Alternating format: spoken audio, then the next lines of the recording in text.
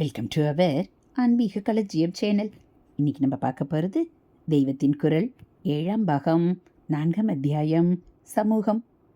அதில் வாலிப மாணவர்களுக்கு பெரியவர்களின் பங்கு.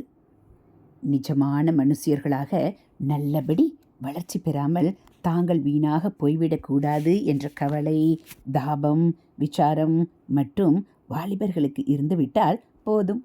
பிரியப்பட்டு மூக்கணாங்கயிறு போட்டுக்கொண்டு விடுவார்கள். மற்றவர்கள் போடுவதற்கும் இஷ்டப்பட்டு விட்டு விடுவார்கள். அவர்களுக்கு இந்த கவலையை எப்படி உண்டு பண்ணுவது? பெரியவர்கள்தான் விடாமல் பிரியத்துடனும் பொறுமையுடனும் எடுத்து சொல்லிக்கொண்டே இருக்க வேண்டும். அப்படி சொல்ல வேண்டுமானால் சொல்பவர்களும் கட்டுப்பாடான வாழ்க்கை நடத்துபவர்களாக இருக்க வேண்டும். இல்லாவிட்டால் அவர்களுடைய வாயுபதேசத்திற்கு என்ன மதிப்பு இருக்கும்? அதற்கு யார் காது கொடுப்பார்கள்? அதுவும் ஜெனரேஷன் கேப் என்று நன்றாகவே ஊறி போய்விட்ட இளந்தலைமுறைக்காரர்கள் கேட்பார்களா? அவர்களுக்காகவே கேப் தெரியாவிட்டாலும் இக்கால சிந்தனையாளர்களும் மனோதத்துவ ஆராய்ச்சியாளர்களும் நவநாகரிகர்களும் சொல்லிக் கொடுத்தாவது இப்படி ஒரு கேப்பை தெரிந்து கொண்டு விட்ட இளந்தலைமுறைக்காரர்கள் கேட்பார்களா? தற்காலத்தில் உள்ள பெரும்பாலான பெரியவர்கள் இந்த கட்டுப்பாடான வாழ்க்கை நடத்தும் விஷயத்தில் கேள்விக்குரியவர்களாகத்தான் இருப்பதாக தோன்றுகிறது. அவர்களுடைய வார்த்தைக்கு என்ன வேல்யூ இருக்கும்? ஆகையினால் இளம் தலைமுறையினரை உத்தேசித்தாவது வயதான தலைமுறையினர் நன்னெறிகளில் நல்லொழுக்கங்கள் என்கிறவற்றில் கட்டுப்பட்டு வாழ ஆரம்பிக்க வேண்டும். அதை அடுத்த தலைமுறையினருக்கும் உரிய முறையில் பக்குவமாக எடுத்து சொல்ல வேண்டும். ஹரஹர சங்கர, ஜெய ஜெய சங்கர. அடுத்து சுய கட்டுப்பாடே பெரிய சாகசம்.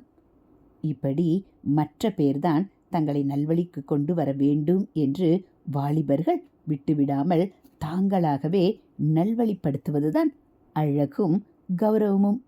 பெரியவர்கள் இவர்களுக்கு உதாரணம் காட்டுவதற்கு பதில் இப்போதுள்ள ஸ்திதியில் இவர்களே பெரியவர்களுக்கு உதாரணம் காட்டும்படி தங்களை உசுப்பி எழுப்பிக்கொண்டால் அதுதான் யவ்வன சாகசங்களில் ரொம்பவும் விசேஷமான கிரெடிட்டபிளான சாகசமாக இருக்கும். அட்வென்ச்சருக்கு பறக்கும் யுவ சமூகத்தில் அங்கங்கே சில பேராவது இந்த அட்வென்ச்சரில் புறப்பட்டு தங்களுடைய சாகச சாமர்த்தியத்தால் மற்ற மாணவர்களையும் அந்த ஸ்பிரிட் தொற்றிக்கொள்ளுமாறு செய்ய வேண்டும். இதுதான் என் ஆசை. இதற்காகவே எவரை போல் வித்யா ஸ்வீகரணம் செய்த கல்விமான் இல்லையோ, எவரை போல் சாகசம் செய்தவர் இல்லையோ, அதே சமயம் எவரை போல் வினய பக்தி உள்ளவரும் இல்லையோ, அந்த ஆஞ்சநேய சுவாமியை பிரார்த்தித்துக் கொள்கிறேன். நடக்க முடியாத ஒன்று நடக்க வேண்டுமென்று நான் ஆசைப்படுவதாகவும் பிரார்த்தனை பண்ணுவதாகவும் தோன்றலாம். வயதானவர்களாலேயே தங்களை தாங்களே கட்டுப்படுத்தி கொள்ள முடியாமல் இருக்கும்போது காலை பருவத்தினரிடம் அதை எப்படி எதிர்பார்க்கலாம் என்று தோன்றலாம். நான் எல்லா இவர்களும் அப்படி ஆவார்கள் என்று ஒரு நாளும் எதிர்பார்க்கவில்லை. 100க்கு 7-8 பேரைத்தான் எதிர்பார்க்கிறேன்.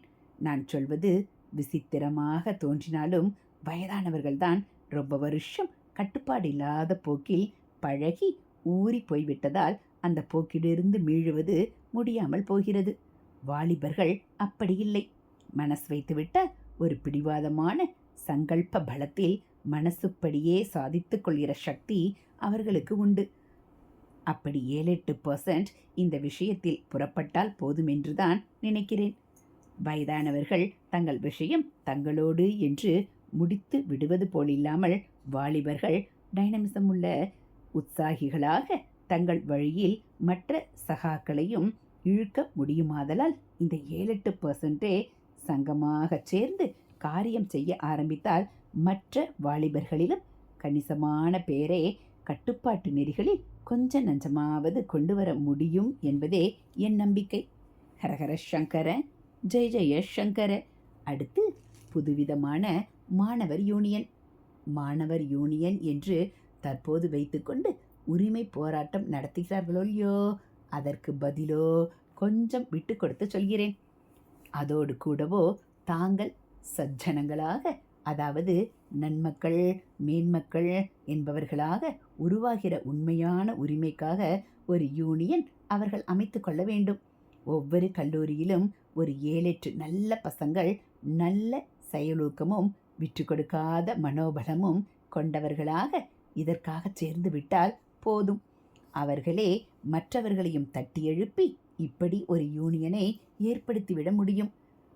அதம்பிக்கொண்டு தான் என்று புறப்படுகிற பிராயத்தில் தானும் அடங்கி வினயமாக ஆகி மற்றவர்களையும் ஆக்குவதற்கே அதம்பிக்கொண்டு அங்கங்கே 7-8 பசங்கள் புறப்பட்டுவிட்டால் சீன் அப்படியே மாறிவிடும்.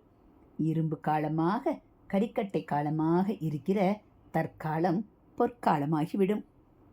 ஹரஹர சங்கர, ஜெய ஜெய சங்கர. அடுத்து கல்வியும் பணிவும். உணர்ச்சி வேகங்களின் பிரவாகம் வியாதியாக பிடித்து கொண்டிருக்கிற போது கல்விதான் அதற்கு மருந்து. மூளை வளர்ச்சி மட்டுமின்றி முழு மனுஷ வளர்ச்சிக்கான கல்வியாக அது இருக்க வேண்டும். மருந்து சாப்பிடும்போது பத்தியம் வைக்காமல் இருக்க மாட்டார்கள். மருந்தை விடக்கூட பத்தியமே வியாதி தீர்ப்பதில் அதிக உபகாரம் செய்வதும் உண்டு. அப்படி வித்யை என்கிற கல்வி மருந்தோடு சேரும் பத்தியமாக வினயம் என்ற கட்டுப்பாடு எளிமையை ஆன்றோர் வைத்திருக்கிறார்கள். வித்யையும் வினயமும் யுவ பிராயத்தினருக்கு 2 கண்கள் மாதிரி. இப்போது வினயத்தில் அடங்கி தாழ்ந்து இருந்தால் பிற்பாடு உச்ச நிலைக்கு உயரலாம். கால் தூசியை உதாரணம் காட்டுவார்கள். அது நம்முடைய காலுக்கு அடியில் பொடியுண்டாக எழும்புகிறது. ஆனால் சட்டென்று காற்றிலே அந்த பொடி உயர்ந்து நம் தலைக்கு மேல் போய்விடுகிறதல்லவா? அப்படி கல்வி கற்கும் நாளில் அடிநிலையில் அடங்கியிருந்தால் பிற்பாடு வாழ்க்கைக்கு பொறுப்பெடுத்து கொள்ளும் நாளில் உயர்ந்த ஸ்தானம் பெறலாம். இந்த உண்மை நம்முடைய மகத்தான நாகரிகத்துக்கும் கலாச்சாரத்துக்கும் வாரிசாக உள்ள இவர்களின் உள்ளத்தில் பதிய வேண்டும். பகவான் அதற்கு கிருபை பண்ண வேண்டும். ஹரஹர சங்கர, ஜெய ஜெய சங்கர. அடுத்து நல்லதை விருத்தி செய்து கெட்டதை குறைக்க வேண்டும். லோகம் என்று இருந்தால் அதில் எல்லாமே நல்லதாக இல்லாமல் கெட்டதும் இருக்கத்தான் செய்யும். சிருஷ்டி தோன்றிய நாளாக இப்படித்தான் இருந்து வந்திருக்கிறது. முடிவிலே இந்த லோக வாழ்க்கையே அதிலே நல்ல வாழ்க்கை என்று சொல்கிறதும் உள்படத்தான். நிஜமில்லை. லோகாதீதமான மாயாதீதமான ஒன்றுதான் நிஜம். இதிலிருந்து அதற்கு போய் சேருவதுதான் நமது முடிவான லட்சியமாக இருக்க வேண்டும் என்று நமக்கு காட்டுவதற்காகவே சுவாமி இந்த லோகத்தில் கெட்டதுகளையும் வைத்திருக்கிறார் போலிருக்கிறது. நாம் வாழுகிற இந்த பூலோகத்துக்கு மிச்சிர லோகம் என்று பெயர். அப்படியென்றால் கலப்பு உலகம். என்ன கலப்பு என்றால் நல்லதும் கெட்டதும் கலந்து இருப்பதுதான். தேவலோகத்தில் எல்லாம் நல்லதே, அசுரலோகத்தில் எல்லாம் கெட்டதே. மனுஷர்களான நம்முடைய இந்த லோகத்திலோ 2ம் கலந்து மிச்சிரமாயிருக்கும். அப்படித்தான் ஈஸ்வர நியதி. ஆனாலும் இதில் நல்லதை விட கெட்டது ரொம்ப ஜாஸ்தியாகிவிட்டால் நாம் அந்த கெடுதலிலேயே அழுந்தி அழுக்காகி இங்கே இருந்து போய் சேர வேண்டிய லட்சியமான நிஜத்தை அடைய முடியாமலே போய்விடும். அப்படி ஆகுமாறு விடப்படாது. பூர்வ யுகங்களிலும் கூட நல்லதோடு கெட்டதும் இருந்தாலும் கிருத, திரேதா, துவாபர யுகங்களில் முறையே நல்லதே ரொம்ப ஜாஸ்தி. ரொம்ப என்று சொல்ல முடியாவிட்டாலும் ஜாஸ்தி, ஜாஸ்தி என்று சொல்ல முடியாவிட்டாலும் சமம் என்று 3 விதமாக இருந்திருக்கிறது. கலியில் நிலைமை மாறி கெட்டது ஜாஸ்தியாயிருக்கும் என்றும் சாஸ்திரங்கள் சொல்கின்றன. அப்படி சொன்னதால் இங்கே முழுக்க கெடுதலே வியாபித்து நல்லது எடுபட்டே போய்விடும் என்று அர்த்தமில்லை. ஏனென்றால் அப்போது கலப்பு லோகம் என்ற இதன் பேரே பொய்யாகி இது அசுர லோகமாக அல்லவா ஆகிவிடும்.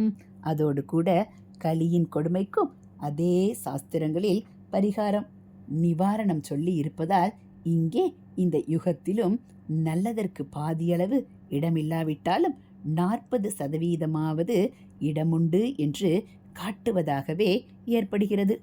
தற்காலத்தில் ஆகியிருப்பது போல் அந்த அளவுக்கும் கீழே நல்லது போய்விடுவதற்கு நாம் இடம் தரப்படாது. லோகம் பூராவும் இப்போது காணப்படுகிற மாதிரி கெட்டதிலேயே மேலும் மேலும் போய் விழுந்து மீட்சியே இல்லாமல் ஆகிவிடக்கூடாது. அதற்கு நல்லதை விருத்தி செய்து கெட்டதை குறைக்க வேண்டும். முழுக்க குறைத்து சைஃபர் பண்ணிவிட முடியாதுதான். ஆனாலும் நல்லதை அது அமுக்கி போட்டுவிட்டுத்தானே தலையோங்கி நிற்க முடியாத அளவுக்குள்ளாவது அதை குறைக்கத்தான் வேண்டும். ஜெனரலாக உள்ள இந்த விஷயத்தையே வாலிப லோகத்துக்கு பொருத்தித்தான் ஏதோ மனசில் தோன்றியதை சொன்னேன். பூராவும் அப்படியே சீர்திருந்தி விடுமென்று எதிர்பார்த்து சீர்திருத்துமாறு கேட்டுக்கொள்கிறேன் என்று அர்த்தமில்லை. கெட்டதற்கே அடியோடு விட்டுவிடக்கூடாது என்பதற்காகவே முடிந்த மட்டும் திருத்துவதற்காக எனக்கு தெரிந்த மட்டும் ஏதோ சொன்னேன். சாரத்தில் நம்முடைய இளம் தலைமுறையினர் உசந்த சரக்கு என்பதே என் அபிப்பிராயம்.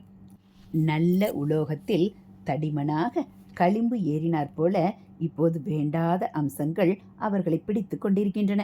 அதை நன்றாக தேய்த்து சுத்தம் செய்து அவர்களை பளிச்சென்று பிரகாசிக்க பண்ண வேண்டும். இந்த காரியத்தை பெரியவர்களும் பண்ண வேண்டும். அதோடு விட்டுவிடாமல் அவர்கள் தாங்களாகவேயும் பண்ணிக்கொள்ள வேண்டும். நல்லதற்கும் இந்த லோகத்தில் இந்த காலத்திலும் நிச்சயமாக இடமுண்டு. கெட்டதன் ஆதிக்கத்தில் நல்லது அடித்துக்கொண்டே போய்விட்டது என்று ஆகாமல் அது ஜீவனுடன் வாழ இடமுண்டு என்று ஆக வேண்டும். அப்படி மக்கள், பெரியவர்கள், வாலிபர்கள் எல்லோரும் சேர்ந்து ஆக்க வேண்டும். எல்லாவற்றுக்கும் மேலாக ஈஸ்வர கிருபை அப்படி ஆக்கி கொடுக்க வேண்டும். ஹரஹர சங்கர ஜெய ஜெய சங்கர, ஹரஹர சங்கர ஜெய ஜெய சங்கர. மகா பெரியவா சரணம். இது போல் தெய்வத்தின் குரல் பகுதிகளை நீங்கள் தினந்தோறும் கேட்கணும் அப்படின்னா மறக்காமல் நம்ம சேனலை சப்ஸ்கிரைப் பண்ணுங்கள். கூடவே பெல்லைக்கானை கிளிக் பண்ணி ஆளுங்கிற பட்டனையும் எழுத்திடுங்க.